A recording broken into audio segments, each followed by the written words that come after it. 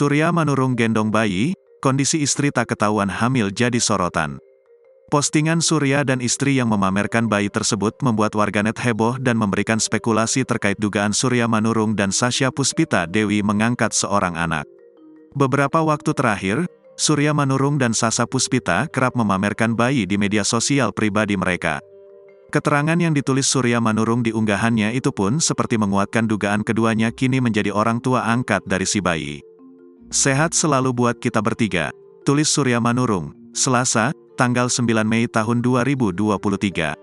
Hal tersebut membuat warganet bingung, pasalnya pasangan yang menikah pada September tahun 2022 lalu ini tak melihat Sasha Puspita mengandung. Namun, beberapa waktu terakhir keduanya kerap memamerkan bayinya itu. Bahkan, ada warganet yang menyindir jika istri Surya Manurung tersebut tak ingin hamil anak Surya Manurung. Hingga kini, Surya Manurung dan istri belum memberikan keterangan terkait bayi yang kerap mereka pamerkan di media sosial.